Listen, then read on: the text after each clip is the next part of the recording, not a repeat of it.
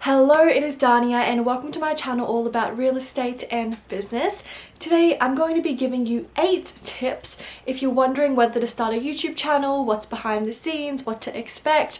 I've been on YouTube for a few years now. Before I just did it as a hobby here and there to mark some memories, create some video content. But now as I'm growing up, I'm very business minded. I'm 21 and I can see all of these opportunities in YouTube that I really want to tackle. So if that's something that you're interested in or something that resonates with you, please continue watching and I'm sure you will be a master by the end and you know whether you'd want to move forward with YouTube or not.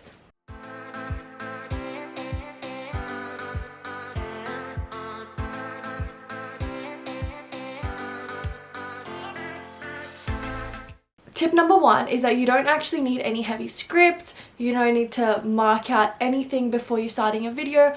What I literally do is I just turn the camera on, I sit in my chair and I just film. Whatever happens, I just film, and if I get it wrong, I'll just cut it out. I usually end up with footage that's around 20 to 30 minutes and I cut that down to 10 to 15 minute videos. So there is a lot of footage that I get through, but I find it so much easier than actually scripting something out because I'm somebody that even for presentations I don't read palm cards. I literally just get the gist of the idea and I go and present like off the top of my head. So if you're somebody that is hesitant because you don't want to do all the extra work before the videos, don't stress at all. I literally do nothing.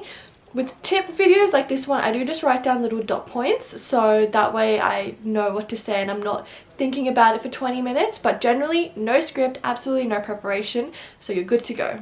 Tip number 2 is only enter YouTube if you're passionate about content creating, video making or video editing. You can sit in front of a camera and say something for 10 minutes, but the editing after takes 4 hours. So if you hate editing with a passion, either pay for an editor and be prepared for that, or be passionate about editing. I love editing content. I love seeing my videos come to life. I love seeing the final version. I literally watch my videos like 3 times after it's finished because I just love seeing all my hard work and everything packaged into one neat little video. So if you don't like any of those stuff, I wouldn't recommend making a YouTube channel because it does eat into your hours, and if you don't like doing it, you will just be in hell. Tip number 3 is that you don't need to be good at public speaking in order to be a YouTuber. So I'm literally alone in my room, nobody's in my vicinity, and I'm just in front of the camera. It's just me and you guys, and it's not like there's a whole crowd in front of me, like 500 people that watch my videos, you know? So you don't have to be good at public speaking, you just have to be comfortable in front of the camera. I am a super shy person in real life. If we're not friends, if it's not a business network type event, I will be in the corner like talking to myself or my one friend that's there because I'm so shy. I would not go up to you and talk to you.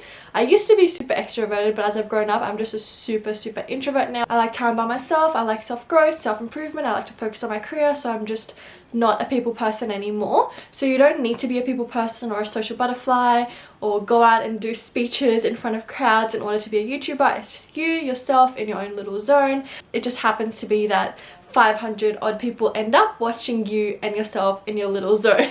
So if you're fine with that, then go right ahead.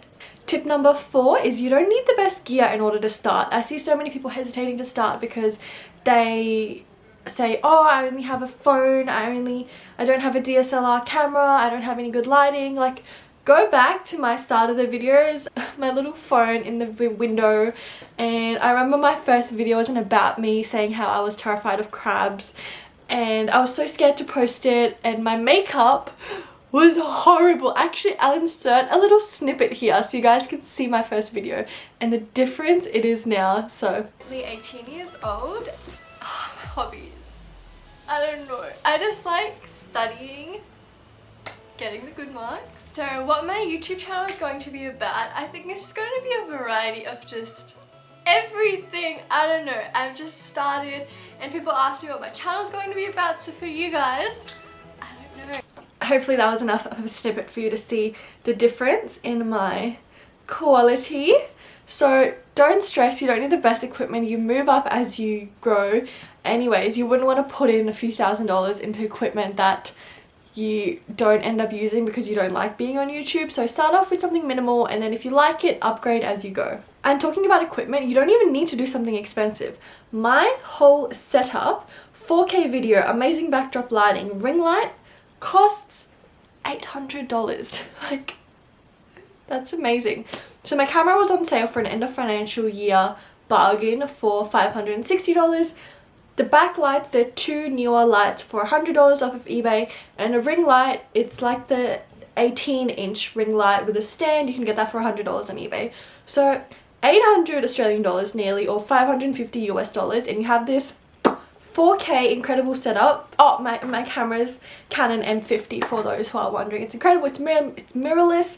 You can see the preview. Oh, I love it. Tip number 5 is don't bother waiting until you have the perfect niche or the perfect topic in order to start your YouTube channel, because if you go through my YouTube channel, I took 5 years to get to where I am and to realize that this is the niche market that I want to do. I want to go into real estate, I want to go into business, I want to talk about personal finance and what I do in order to save my money. It took me a while to grasp that I wanted to do that, probably because I was very young when I started my channel as well. So I didn't have like very good grasp on life, and as I'm growing up I recognized that this was my passion and this was where I wanted my future to go. And on the flip side of that, say you are very educated, you're at a very peak time of your life where you can post very educational videos. You don't really want to do that when you're first starting out on YouTube, because let's be real, your first videos aren't going to be great. You're going to be awkward, you're going to be not the best editor, you're going to have technical problems here and there, and you don't want to waste your absolute best topics on your first few videos because they're not going to be your best ones. So you want to save the better topics for later, and once you get that good quality, or once you get the hang of YouTube, or the rhythm at least, that's when you can start posting your great topics that you think are worth watching and will get you the massive views. Talking about content, tip number 6 is that you have to always be thinking about YouTube. I get DMs on Instagram asking for advice, and I literally make them into YouTube videos, and then I reply to that person saying, hey, thanks for your question, I made a whole video about it for you, go watch it here. Every single time I'm in a discussion with my friends, I'm like, maybe I could make a YouTube video about this. You have to just be on top of your game all the time, because while it may seem easy to see YouTubers posting 2 to 3 videos a week, it is so difficult thinking of content for a full 10-minute video that is educational, that will help you out, that is worth watching, and that people will actually watch for a full 10 minutes. So it's pretty difficult, and you have to be on your game all the time if you want to be posting regularly.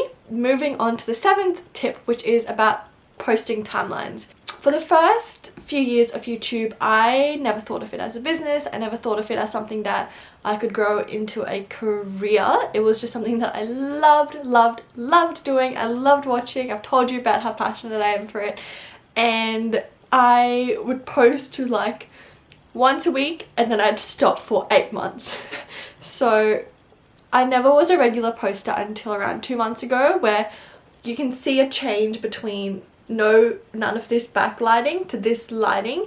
That's when I started taking YouTube seriously, and I was like, okay, I can actually make a business out of it, I actually can make money out of it, it can be a future career and something that can help so many people, and it's just a super rewarding career that I think you can go down if you're doing educational videos. I decided to post every Tuesday and Friday, and I do that religiously unless I have exams going on and I'm super stressed. So once you decide to post regularly and once you decide to take it seriously, you can't really take that back, because the YouTube algorithm works in a way that it rewards consistency and rewards regular uploading. So once you get that traction, you don't want to let that go. How often you should post is completely arbitrary. Honestly, some people say you should post once a week, some people say you should post twice. I know around Christmas time people post every single day, like Vlogmas, because monetization rates are super high around Christmas times and they're peaking, and they love to gain traction off of that. It varies. No one knows the real answer of how to be successful on YouTube, so these are just tips that have been thrown around from like YouTube groups or other big YouTubers, so take it as you can. And the last and final tip that I can give you is you literally just have to say one day, alright, I'm just going to get my phone out, I'm going to put it on a stand, I'm going to put it in front of the fresh natural lighting in my curtain, and I'm going to just post my first video. and then I'll post a second one, and I'll post a third one. Because if you wait until you have everything perfect, you're never going to start. YouTube is something that you learn what is perfect as you go on. I'm so glad that I started at a time where I didn't really know what I was doing. I was just posting videos for the fun of it, because I've learned so much about YouTube in those years. And now that I'm at my prime time, when I'm 21, I'm business oriented and I can post so many things for you guys to learn. I just think all of that knowledge was to my own advantage, and I'm returning it with better quality videos for you guys, if that makes sense. And just a last little tip, make sure you have tough skin. I'm still a pretty small channel, so I don't really get that much hate unless like my videos pop off. There's a few ones that have like questionable comments, but yeah, before I started, my mum sat me down.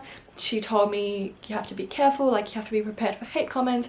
My other family members sat me down and they were like, Dania, I don't think you should start a channel. Like, people say really nasty things behind people's back who start YouTube channels, and it's just not good. You're gonna get a lot of bullying, and everybody warned me against it. That's literally my life story.